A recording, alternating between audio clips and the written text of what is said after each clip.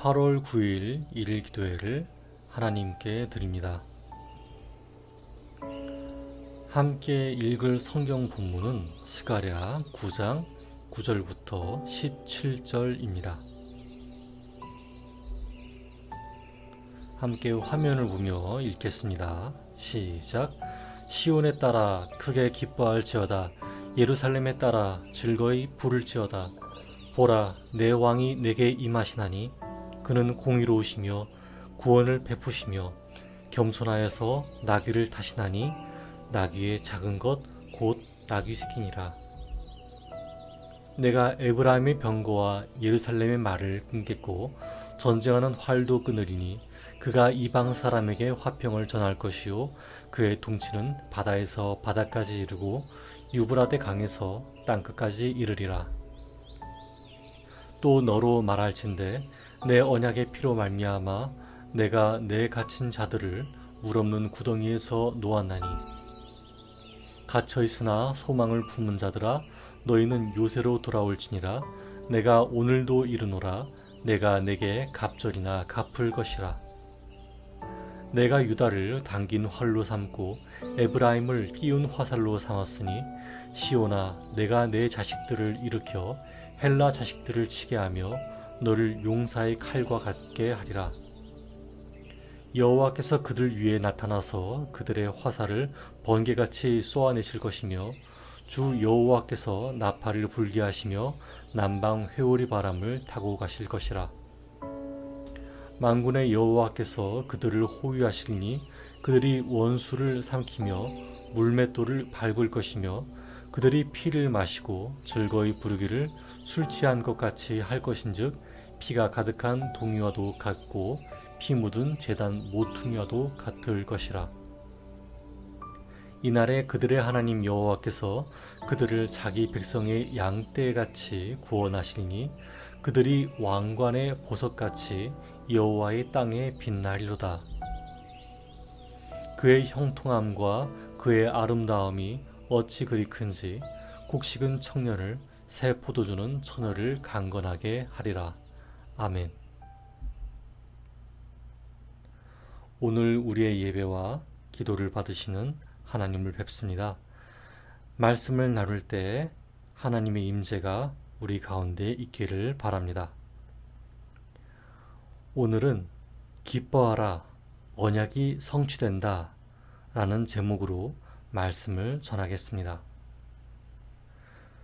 지난 시간에는 이스라엘을 괴롭게 하던 나라들을 겸손하게 하시고 마침내 양자 삼으시는 하나님을 말씀으로부터 배웠죠. 그런데 그 말씀이 성취될지 누가 알겠어요? 믿음이 연약한 사람은 하나님께 징조를 구할 거예요. 하나님, 우리가 하나님이 그 일을 이루실지 어떻게 알겠습니까? 그 일이 이루어지려고 하면 어떤 징조가 있겠습니까? 신기하게도 스가랴 9장 8절에 이어서 이러한 질문이 나오기도 전에 하나님께서는 그 양자 삼으시는 은혜가 어떻게 성취될 것인지 말씀하고 계세요. 9장 9절을 함께 읽어보겠습니다. 시작.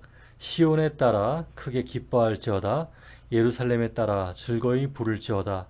보라, 내 왕이 내게 임하시나니 그는 공의로우시며 구원을 베푸시며 겸손하여서 나귀를 타시나니 나귀의 작은 것 곧 나귀 새끼니라. 아멘. 시온의 딸 예루살렘의 딸들에게 그 언약이 성취될 것이니 기뻐하라고 말씀하세요. 시온의 딸과 예루살렘의 딸들은 누구인가요? 장차 태어날 이스라엘의 후손들을 의미해요. 여러분, 우리는 장차 태어날 이스라엘의 후손들이 어떤 환경에 있을지 몰라요. 그 사람들의 생활이 좋을지 나쁠지 전혀 알지 못해요. 어쩌면 현재 바벨론에서 돌아온 사람들보다 더 풍요로운 삶을 살 수 있겠고, 한편으로는 죄와 죄 가운데 살아야 하는 환경에서 태어날 수도 있어요. 하지만 그 환경이 어떻게 되어 있든지 간에 하나님께서는 어쨌든 그들은 기뻐할 수밖에 없다고 말씀하세요. 이 말은 명령이야. 기뻐해. 기뻐하지 않으면 구원 못 해줄 줄 알아. 하는 말이 아니에요. 기뻐할 수 있는 근거가 있기 때문이에요. 왕이 오시기 때문이에요. 그 왕은 공평과 정의를 성품으로 가진 분이시며 구원을 베푸시며 겸손하시기 때문이에요. 하나님의 성품인 공평과 정의를 갖고 계신 분이며 동시에 구원을 베푸시는 권세를 갖고 계시는데 겸손하시대요. 그런데 이 왕은 지금까지 이스라엘이 바라던 왕과는 모습이 사뭇 달라요. 어떻게 다를까요? 10절을 읽어보겠습니다. 시작. 내가 에브라임의 병거와 예루살렘의 말을 끊겠고 전쟁하는 활도 끊으리니 그가 이방 사람에게 화평을 전할 것이요 그의 통치는 바다에서 바다까지 이르고 유브라데 강에서 땅 끝까지 이르리라. 아멘. 이 왕이 평화를 선포하는 방식이 전쟁이 아니에요. 병거와 말, 심지어 화살도 없어요. 어째서일까요? 사륙을 원하는 왕이 아니니까요. 여러분, 만일 하나님의 언약으로 이스라엘에서 태어난 왕이 사륙과 전쟁을 즐기는 왕이면 어떻겠어요?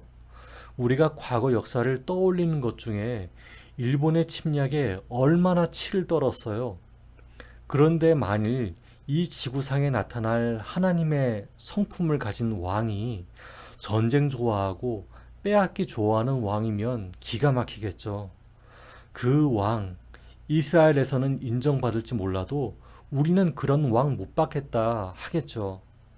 그런데 하나님께서는 그러한 전쟁을 좋아하는 왕이 아니라 공평과 정의를 이루는 왕을 평화로운 모습으로 오게 하세요.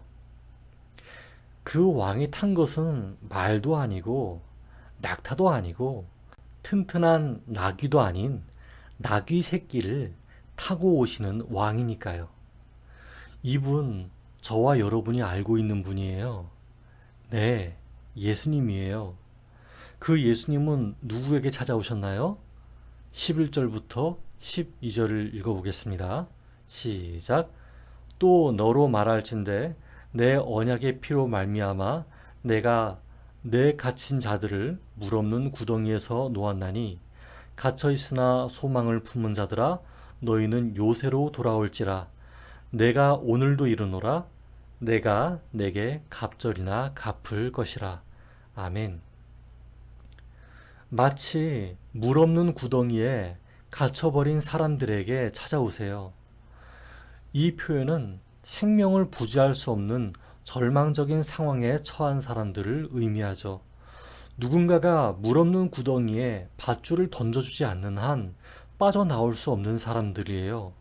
생명줄을 던져줄 누군가가 필요해요. 그런데 그런 사람들에게 소망을 갖게 하고 그 품었던 소망이나 갑절이나 갚으시는 분이 등장해요. 그분이 누구예요? 예수님이세요. 자, 하지만 예수님이 오시기 전에 하나님께서 이스라엘로 하여금 전쟁을 치르시는 일들이 있어요. 그것은 헬라, 즉 그리스에 대한 것이에요.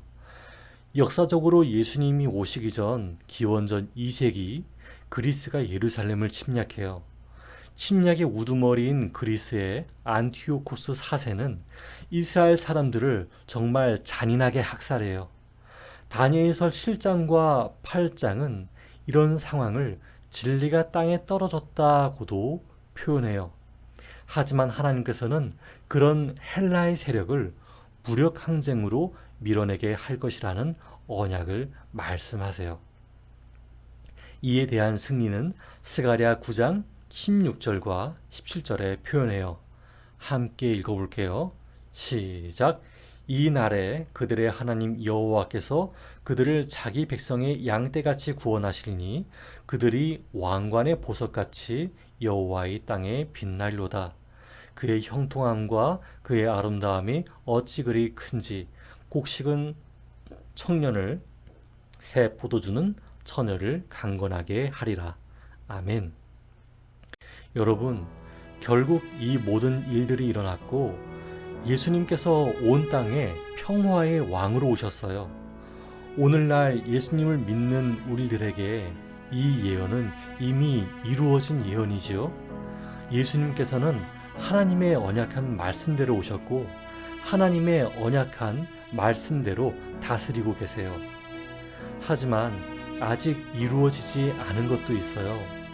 그것은 아직 온 땅에 퍼지지 않은 공평과 정의예요. 예수님께서는 우리에게 그 사명을 맡기셨어요.